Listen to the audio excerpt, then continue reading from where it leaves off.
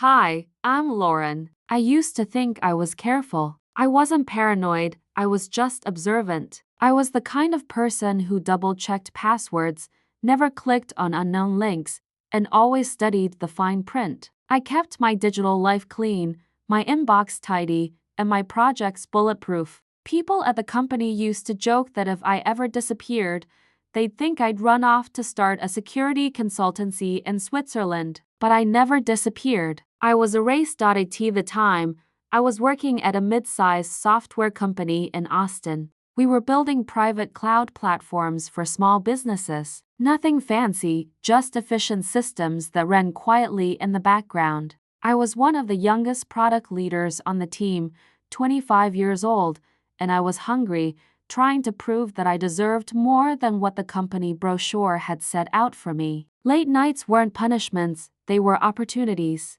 No one asked me to do more than I was hired to do, but I did it anyway. Because ambition, when it's pure, doesn't wait for permission. My apartment was small but clean. I rented a 2-bedroom house near South Congress, close enough to walk to coffee shops and quiet enough to hear myself think. I didn't do much. Decorating, a couch, a desk, a bed, books piled on the floor instead of a bookshelf, a few framed prints on the wall. I told myself that the abstract lines meant something deeper. The truth was, I never expected to stick around long enough to put down roots. I always thought life would open like a door and I would be somewhere else. Higher, bigger, better. That door didn't open. It was kicked in.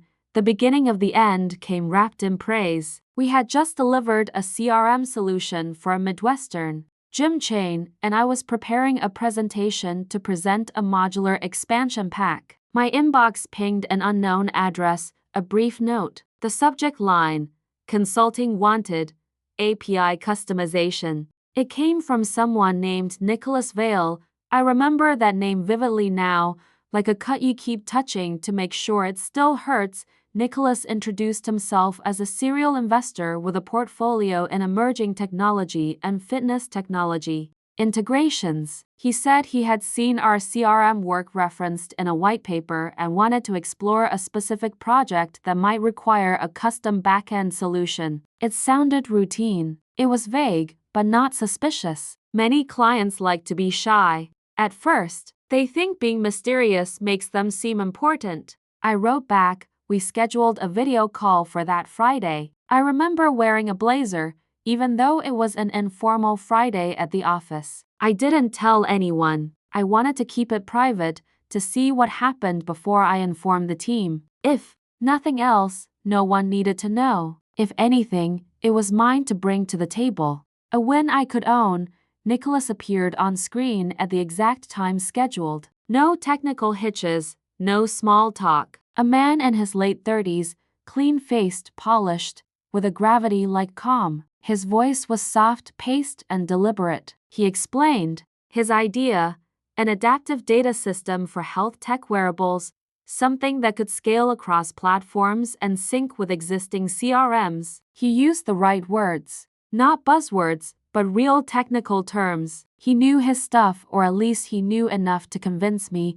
He didn't exaggerate. That's what made it dangerous. We talked for 40 minutes. I asked pointed questions, and he answered with his practiced ease. He didn't get defensive when I challenged one of his system assumptions. He nodded, then responded with a valid angle that I hadn't thought of. It felt like a real conversation between equals. More than that, it felt like the kind of opportunity I'd been waiting for. After the meeting, I sat at my desk for a long time, just staring at my notes. My fingers skimmed over the keyboard, unsure whether to file the meeting as a potential lead or a special follow-up. Something felt personal. It mattered. I created a new folder, just his initials, NV. Over the next week, we exchanged documents, NIDAS, concept sketches, loose wireframes. Everything looked professional. His LLC was registered in Delaware, his address had been verified, and even his domain name had been active for years. There was nothing sloppy, nothing rushed, the kind of meticulousness that most people skip, but I didn't. And yet, it only took 3 weeks for the walls to start sliding. I told myself I was still in control. That's how it always starts, doesn't it? You draw a line in the sand and convince yourself you'll never cross it. And then, one day, your feet are already wet, and you can't remember where the line even was. After our initial meetings, Nicholas and I began speaking regularly. Twice a week, sometimes 3, always through encrypted channels he preferred. He said privacy was everything in early-stage ventures. I didn't question it. I liked the structure. He kept things clean, precise, deliberate. Every call came with an agenda. Every email was signed off with timelines and goals. It all felt real. We started drafting architecture for the backend system. I outlined the schema, projected data flow, and built a prototype environment in a private Git repository. Nicholas responded with clarity, quick feedback, and the kind of technical familiarity that made me feel seen. He wasn't just another investor pretending to understand. He got it, or at least he knew how to make me believe he did. My official job still occupied most of my days, but this new project bled into my nights. I'd come home, order takeout, and spend hours iterating on frameworks I wasn't even being paid for. Not yet, but that didn't matter. I told myself I was investing in something bigger, a future I could own, not borrow. I didn't tell my manager. I didn't tell my coworkers. At first, it was because I wanted to be sure. Then, because I liked the way it felt mine, secret, powerful. There was something seductive about being the only one who knew. Like I was building a second life beneath the surface of the one I already had. 2 weeks in, Nicholas floated the idea of an angel round. Said he had 2 other partners interested in investing but wanted my input on the initial cap table. I should have paused. I should have asked for documentation. But instead, I stayed up until AM sketching a financial model and drafting projections for a product that didn't even exist yet. He called the next day and said he was impressed. Said I had the mind of a founder, not just an employee. That word echoed in my skull like thunder in a canyon. Founder. The line between recognition and manipulation is so thin, you only see it in hindsight. I didn't see it. We began discussing incorporation options. Nicholas suggested forming the company offshore for tax benefits. Said he had a trusted legal team that could handle everything. I hesitated briefly. Offshore structures weren't illegal, but they made my stomach tighten. When I voiced this, he reassured me. Said it was just a placeholder, that we'd transition to a U.S. entity once the first round closed. His tone was warm, relaxed, convincing, so I nodded and kept going. He sent over a list of documents to fill out kike forms, proof of ID, digital signatures. Everything was routed through a professional-looking portal. I uploaded what he asked for, one file at a time, never stopping to think how many pieces of myself I was handing over. It didn't feel like exposure. It felt like commitment. By the end of the month, Nicholas transferred what he called an initial development fund to a joint wallet we set up. Crypto, not fiat. Said it was faster and more discreet for early work. I didn't blink. I'd used wallets before, knew the process, knew the risk. But this wasn't some stranger on the internet. This was Nicholas, the man who knew my code, who spoke my language, who called me partner without flinching. That weekend, I skipped a friend's birthday dinner to finish the backend scheduler module. I didn't even text to cancel. I just didn't go. My mind was somewhere else, locked in a loop of progress and possibility. I was building something. That was enough. Looking back, the red flags weren't waving. They were whispering, like when I asked to speak with the 2 other investors, and Nicholas said they preferred to stay anonymous until the first milestone was met. Or when the joint wallet address changed, and he said it was for security rotation. Or when he mentioned using a ghost LLC for supplier contracts because some competitors were watching. Each time, the explanation came smoothly, wrapped in just enough logic to sound reasonable. And I wanted to believe. That's the part that haunts me most. I wanted to believe. So I did. By week 6, I'd funneled over 200 hours into the project. I was sleeping less, eating poorly, and beginning to lie to people I cared about. When my sister called to ask if I was okay, I told her work was just intense. When my manager asked why I was late to the Monday sync, I blamed traffic. None of it was true, but all of it felt justified, because something was coming. I could feel it, something big. There's a point where excitement becomes obsession, and you don't even notice the shift until it's already behind you. That was me, walking through my days like everything was fine while my mind lived elsewhere in terminal windows, flowcharts, shared drives, encrypted threads. I still showed up at my day job, but only just. Tasks that used to light me up now felt dull and weightless. My inbox grew stale. Meetings became noise. I was moving towards something else, something bigger, something that felt like mine. Nicholas and I spoke every day now. Calls, messages, documents, strategy sessions. He told me things no one else did, that my thinking was sharp, that I had instinct, that I could see around corners. He said people like me didn't belong in middle management. They built things. They changed things. It's strange how a few well-placed words can shift the ground under your feet. I started to see myself the way he described me. Not as I was, but as I could be.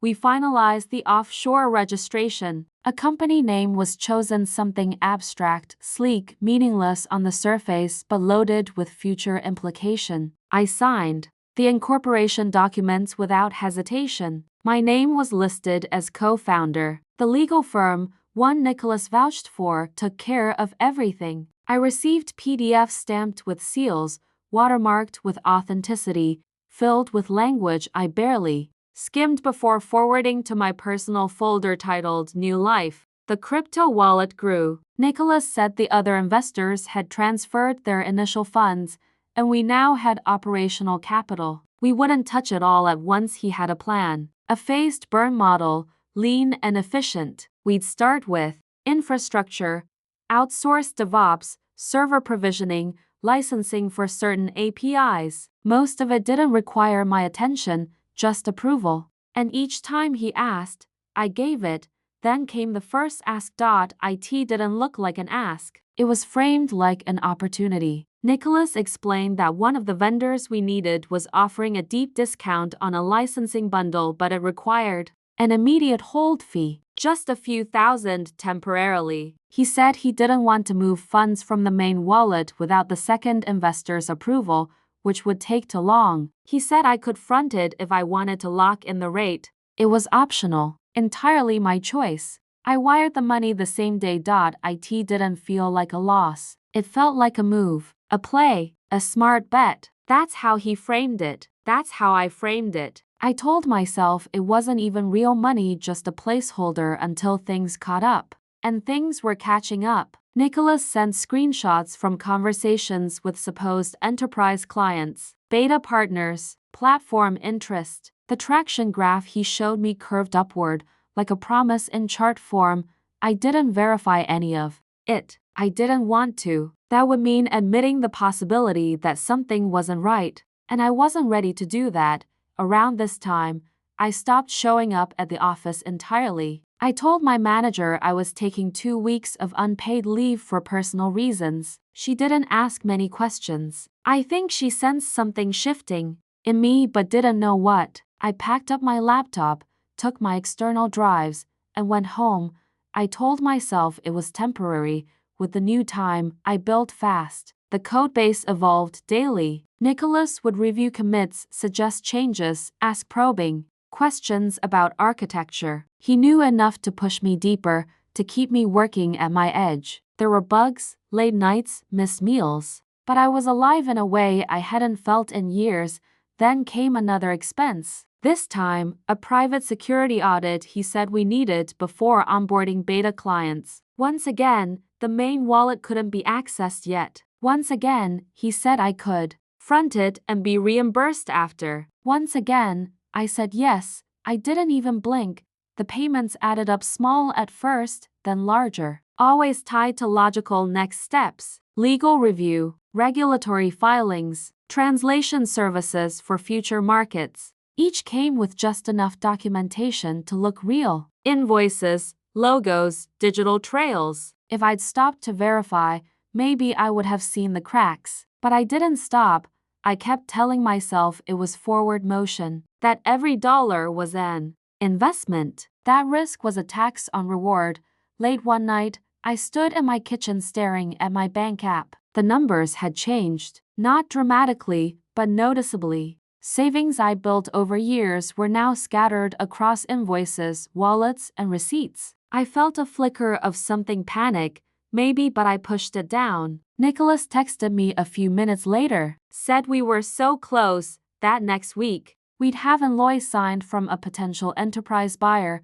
I smiled at the screen, heart racing. I believed him. I started waking up with a tightness in my chest I couldn't name. It wasn't pain exactly, more like pressure, a low, constant thrum that sat beneath every thought. I told myself it was stress, normal stress. Founders felt that. Visionaries, too. This was just the weight of ambition. That's what I called it. Even as my hands trembled while typing, Nicholas's messages came in more frequently now, but they had shifted. The warmth was still there, but it felt manufactured, prepackaged. Enthusiasm, carefully timed emojis, hollow affirmations that echoed without substance. He started talking about delays, integration issues, legal snags. He said the investors needed more documentation before releasing the second tranche of funding. He said it was all under control. He always said that. I tried to believe him, but the pattern had changed. The invoices kept coming, smaller amounts now, but more often. A $600 customs fee, a $400 legal translation, a $150 notarization. He always framed them as one-off problems, bumps on the road, minor fixes in a larger machine. I kept paying, not because I fully trusted him anymore, but because I didn't know how to stop. That was the worst part, realizing I was too far in to walk away. Not just financially, but emotionally. I'd attached my future to this thing, tied my identity to it, told myself I wasn't just part of it, I was it. And now, to admit I'd been wrong wasn't just admitting failure. It was admitting I'd been complicit in my own unraveling. I began asking questions. Not hard ones, just small nudges. I asked to see proof of the enterprise buyer's interest. I asked for a copy of the LOI. He said it wasn't finalized yet. I asked for updates on the legal team. He said they were overwhelmed but would circle back. I asked if we could pause spending until things were clearer. He told me to trust the process. The tighter I pulled, the looser he became. One night, I stayed up until dawn digging through every document, every message, every transaction. I built a timeline, tried to cross-reference names, verify signatures, trace emails. What I found wasn't a smoking gun. It was worse. It was absence, holes where certainty should have been, dead links, redirected domains, a legal firm that didn't seem to exist outside a landing page, a tech vendor whose logo appeared on 3 different invoices but had no web presence, names that returned nothing. I sat in the dark, my laptop screen casting a harsh white glow across my face, and felt something inside me slide quietly, irrevocably. I wasn't scared yet. I wasn't angry. I was still holding out for another explanation, one that made sense, one that didn't mean everything was a lie. I messaged Nicholas the next morning. I told him I'd found some inconsistencies. I didn't accuse. I didn't shout. I simply asked him to help me clarify. He didn't respond for 3 hours. When he finally did, the tone was colder, more professional. He said I was overthinking, that founders needed to focus on building, not chasing shadows, that if I wasn't up for the pressure, he understood. I stared at that last line for a long time. I didn't reply. That evening, he sent me a new roadmap, a 6-month vision, laid out in impressive design. It looked polished, complete. There were new names involved, new advisors, new potential clients, but I didn't recognize any of them, and when I looked them up, most led nowhere. Or worse, to stock photos and disconnected LinkedIn profiles. Still, I wanted to believe.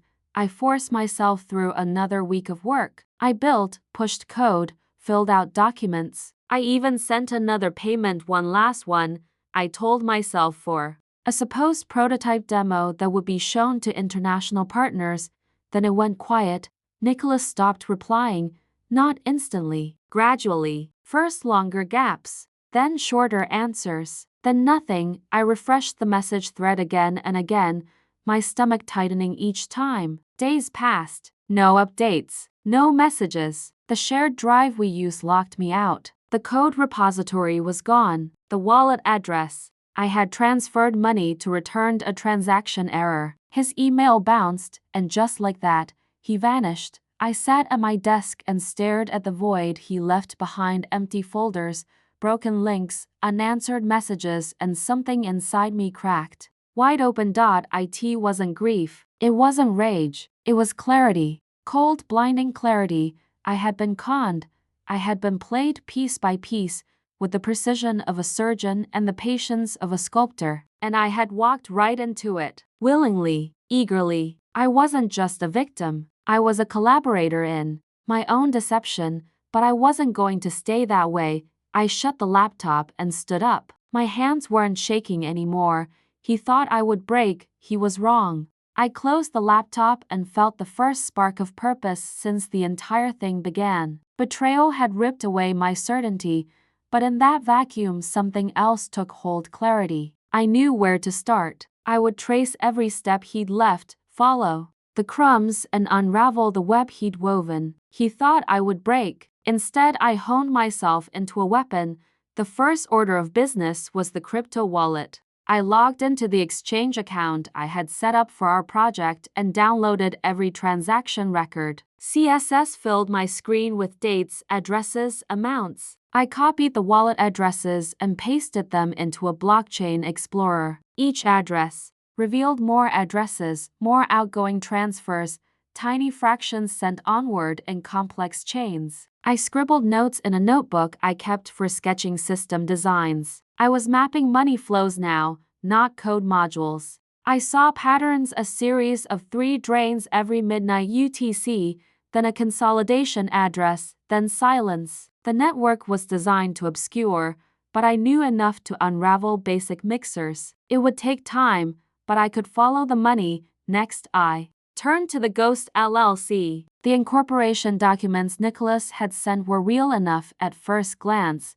Delaware agent, filing date, company number. But where was the footprint? No website beyond a static landing page, no social media, no LinkedIn profiles. I visited the registered agent's site and found similar hack and hold businesses, hundreds of shell companies registered in the same batch. Each had a near identical email format, each used the same nominal director. I registered for a corporate records service and ordered a full report on the LLC. It cost a few $100s. I wired the fee from my personal account. Every payment now felt justified, even urgent. When the report arrived, it was a thin packet, a scanned copy of the certificate of formation and a list of the incorporator's address, which traced back to a virtual office in downtown Houston. Virtual offices hosted hundreds of entities. The address meant nothing on its own, but I could cross-reference it with other LLCs in Nicholas's ecosystem. I made a chart: every shell company, the filing dates, the nominal directors. Then I ran a script on Hoy's records for domains Nicholas had used: his project site, the portal for document exchange, the vendor logos embedded in the invoices. I extracted IP addresses and looked up historical ownership. Some domains pointed to servers in Frankfurt, others to Amsterdam, but a cluster resolved back to a data center in Virginia. That suggested an actual operator controlled these assets. A real person. A name emerged in a forgotten Hoy's record: Marcus Nguyen. I ran his name through public records and found a social media profile belonging to someone in Austin, a software engineer who posted open source contributions under a pseudonym. The photos were stock images at first glance, but the code style matched snippets I'd seen in Nicholas's sample modules. I dug deeper. The pseudonym handle appeared in a forum thread about secure messaging, dated 2 years ago. The writing tone was similar to Nicholas's early emails, polite, technical, indirect. It wasn't proof, but it was a lead.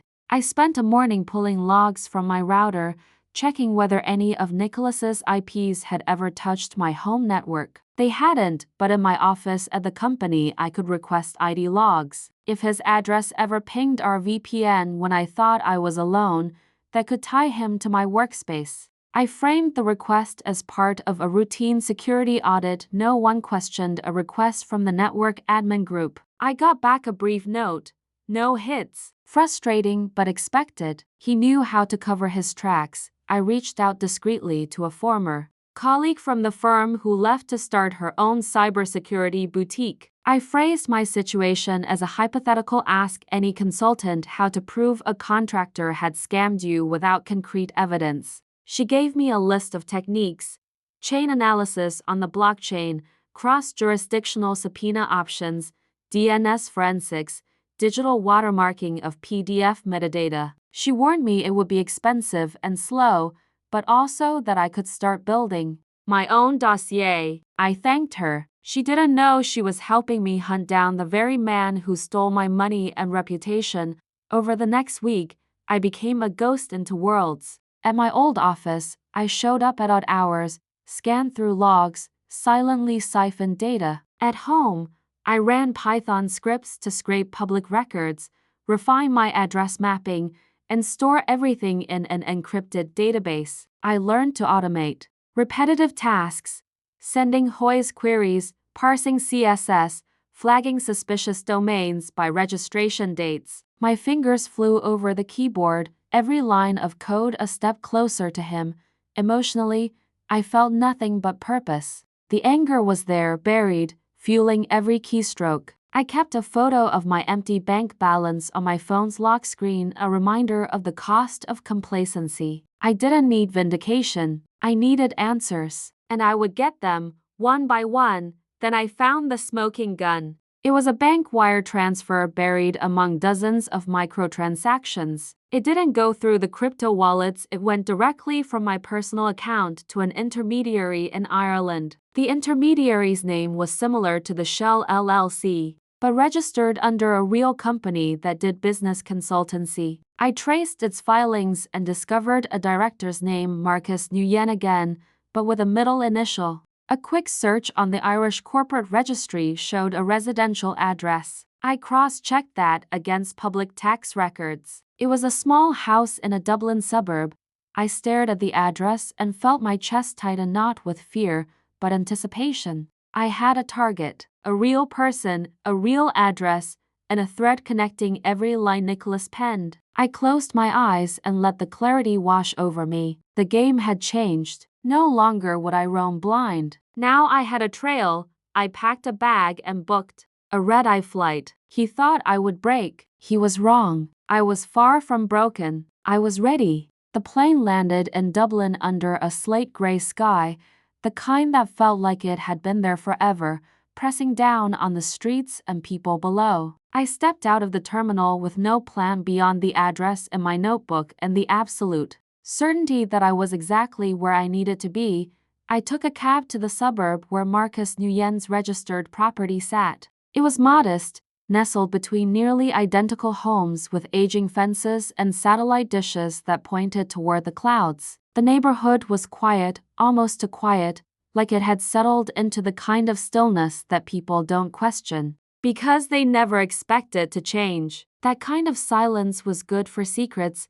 I didn't approach the house right away. I rented a small room above a cafe 3 blocks away. I needed time. I needed distance. I spent the first 2 days observing who came and went, what cars were parked out front, whether lights were on in the evening. I documented everything. I learned that someone was still living there. A man in his 30s, slim build, moved with a strange blend of precision and detachment. He left the house only once in the early morning, returned quickly, and didn't emerge again until the next day. There were no deliveries, no guests, just stillness. I knew I had to be careful. If he even suspected I was nearby, he could vanish again, disappear into whatever dark place he'd crawled from before. I couldn't afford to lose him, so I kept my distance and built a new map, this time of his habits, his routines, the spaces he occupied without realizing someone was watching.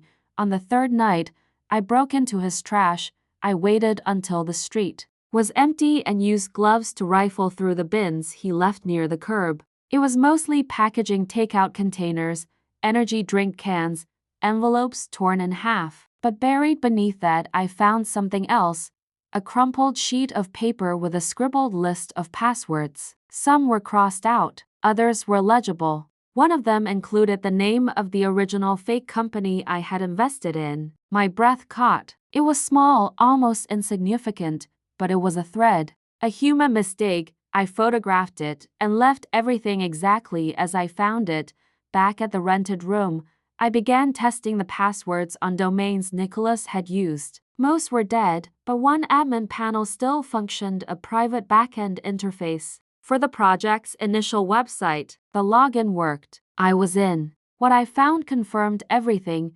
There were message logs, internal notes, invoice templates. A script auto-generated fake transactions with randomized client names. A folder labeled Angel Investor Packets included dozens of PDF files with different branding and slight variations in the business model. There wasn't one company. There were at least 12, and each of them had been pitched to someone like me, someone hungry for a vision, desperate to believe in something. I scrolled through the names attached to the files. Some I recognized, others I didn't, but each folder had timestamps, notes, payment schedules, victims, every one of them, like me, and in the midst of it all, I found his real name. Not Nicholas, not Marcus, a different name entirely, Sebastian. Kellen. A utility bill had been scanned into the uploads folder, probably by accident. His legal name, his original one. I paused for a moment,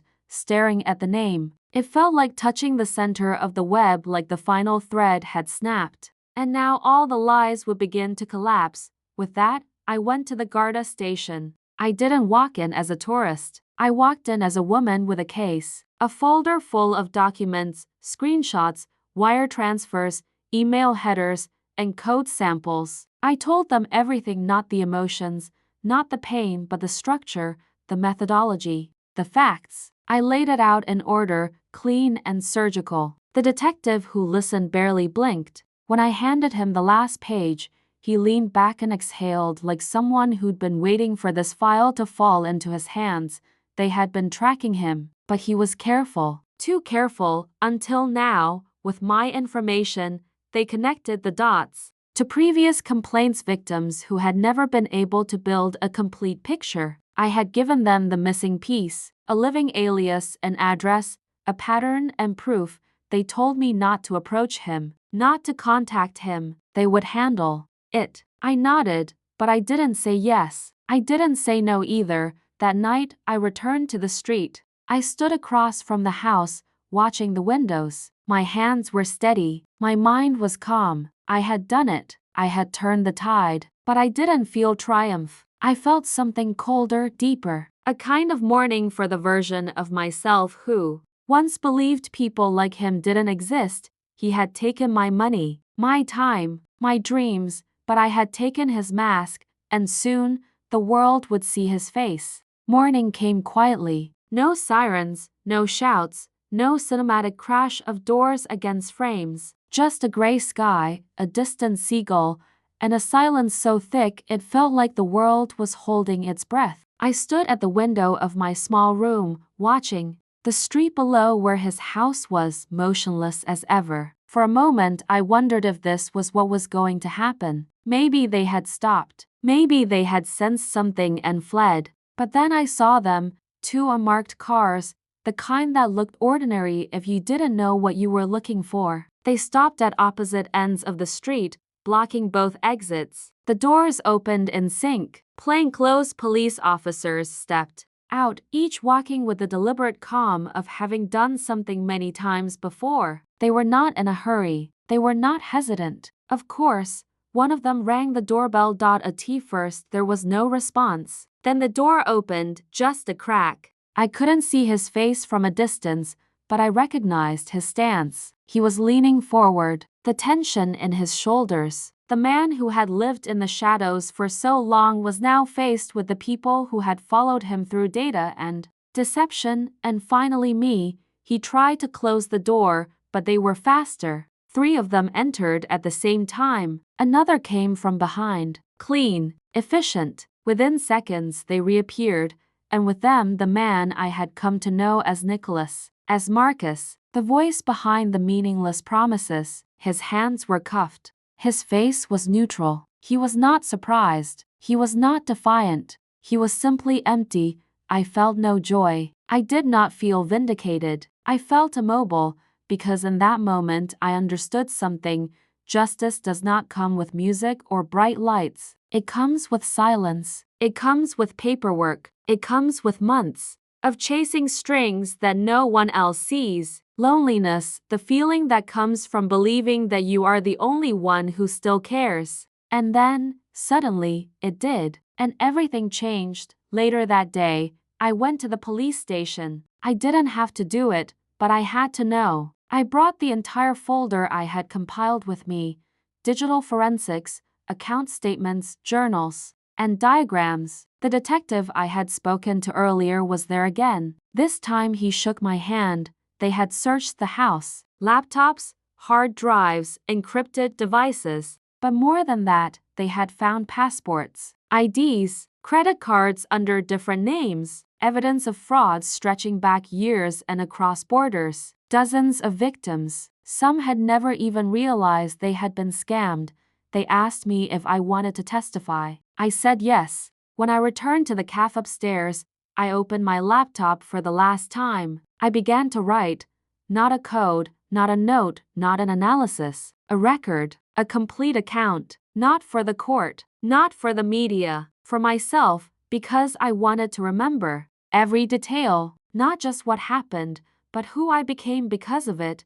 I was back to square one. The day I got the first email. The day I believed I was part of something new, something exciting. I thought about the nights I stayed up late perfecting our interface, designing features, dreaming of users, launches, and growth. I felt sick to my stomach when I realized he was gone. Empty inboxes, locked accounts, silence, but more than that, I remembered what happened next. The refusal to give up, the slow, relentless digging, the learning, the following, the loneliness of knowing that if I didn't do it, no one could fix it. I had lost so much, but I had also gained something: clarity, power, control. Months passed. The hearing came. I sat in the courtroom as the evidence was read. The lies were revealed one by one. The victims spoke one by one. He said nothing. He never looked at me. He never moved. When the verdict was announced, the judge didn't raise his voice. He just said the words that signaled the end of it all: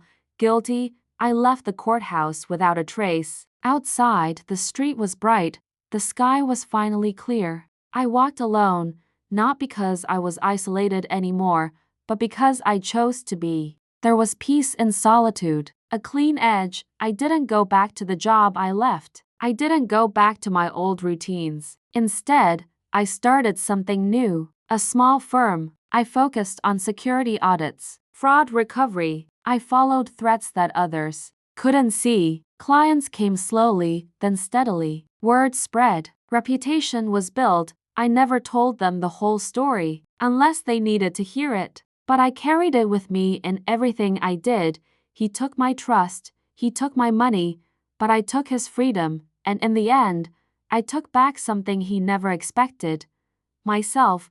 Justice is not noisy. It comes quietly when the truth outweighs the lies. That bury it. Thanks for listening to my story with me. Don't forget to subscribe for more stories and like the video.